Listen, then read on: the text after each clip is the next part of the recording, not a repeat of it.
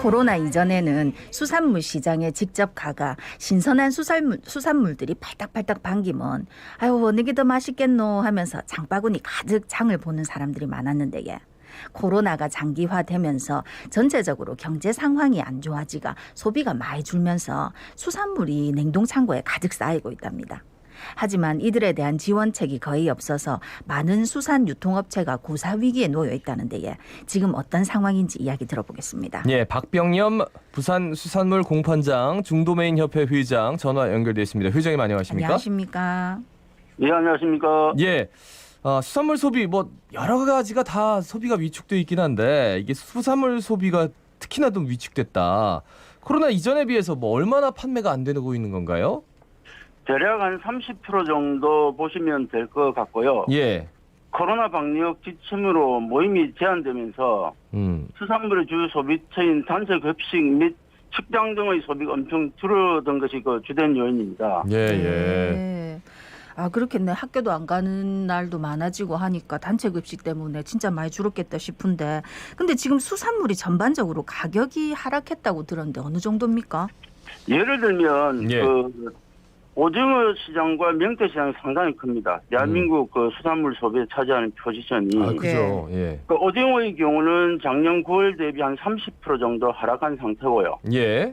예를 들면 25kg 한 블락당 20만 원 정도 하던 것들이 9월 초에 이제 15만 원 선에서 거래가 된다고 보시면 되고요. 예. 네. 명태의 경우는 오징어보다는 조금 하락폭이 적지만 21.5kg 블락 기준에서 32,000원 선에서 거래가 되던 것들이 네. 27,000원으로 5,000원가량 하락한 상태입니다. 네. 이 역시 한 16% 정도 하락한 상태고요. 예, 예. 그 오징어 명태 대표적인 국민 생선들인데 정말 많이 하락을 했다. 품질이 떨어지는 건 절대 아니잖아요. 그죠? 이게 소비가 줄어서 그렇지. 그렇죠. 매년 네. 한국으로 반입되는 물량은 대동소이합니다. 소비가 한 30% 이상 줄어들다 보니 그 수요와 공급의 균형이 깨지면서 발생한 문제라고 봐야죠. 예, 예. 네. 지금 이렇게 계속 소비가 좀 위축되다 보니까 수산물이 많이 쌓여 있어가지고 더 쌓아둘래도 창고가 없다면서요? 예, 그렇습니다. 아이고 참 이거를 어쩝니까? 지금 이제 이 수산물 어떻게 이제 창고에 들어가지만 보관이 되는데 예, 예. 이 코로나로 인해서 소비가 감소된 그 원인이 제일 크고요. 예, 예.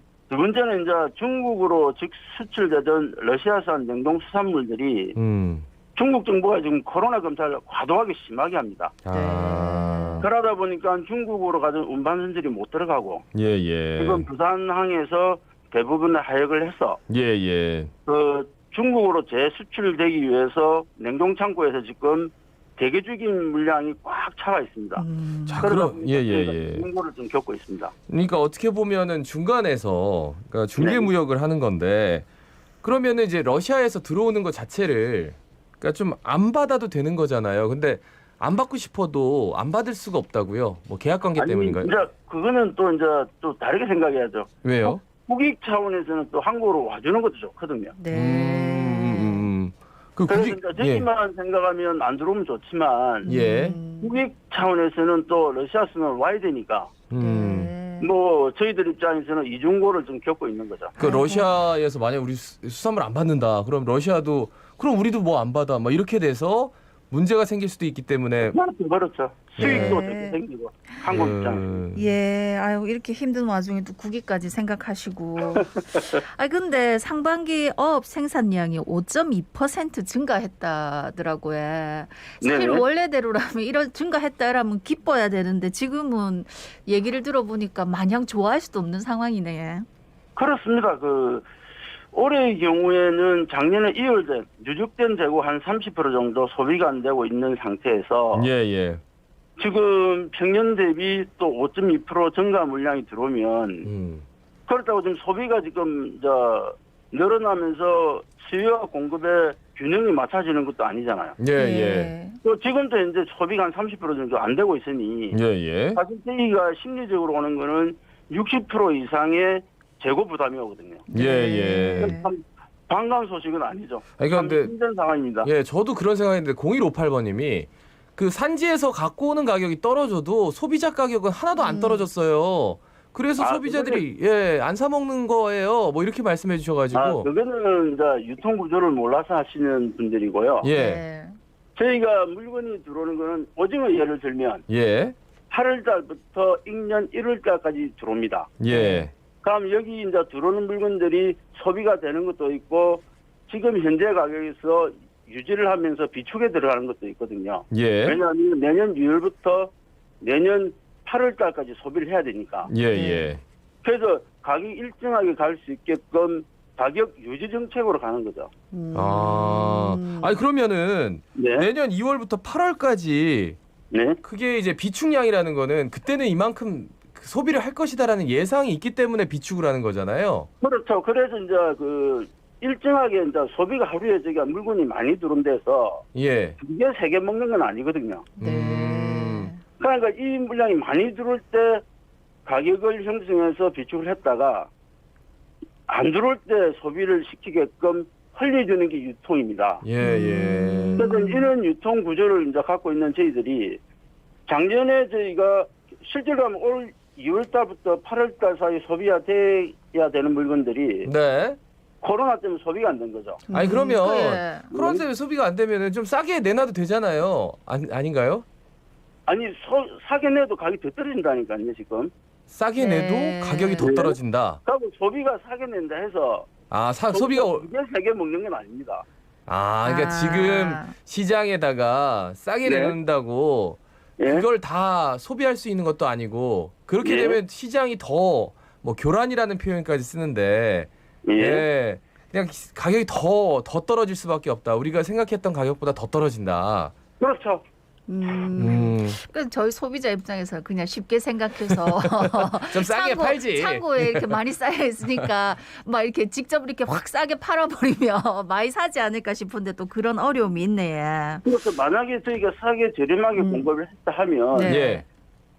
생산하는 생산업자들이 다 죽습니다. 예. 이게 연쇄 파동이라는 게 있거든요. 네. 예. 아니, 그래서 그러면 이제 한- 저는 비축할 때는 그것도 네. 어쨌든 돈이 드는 거잖아요. 들죠. 냉동 보관료도 드는 거고. 그렇죠. 그럼에도 불구하고 비축 물량에 대해서는 이거는 무조건 내년 2월에 가져가야 돼. 이렇게 하면서 지금 버티고 계신 거네요. 그죠? 그런 상황인데 저기 이제 실질적으로 이제 그 소비자들이 소비가 돼야지만 되는데 예. 코로나로 인해서 한 30% 정도 소비가 안 되니 지금 2월 달부터 8월 달까지에 소비되어야 될 물건들이 아직 남아 있거든요. 30% 정도가. 네. 예, 예. 그런 상태에서 지금 뭐 5.2%, 5.6% 더 생산이 되니 상당히 지금 머리가 아픈 상황이죠. 네. 지금 이렇게 현 상황을 참 버티기 참 어려울 것 같은데 뭐 예.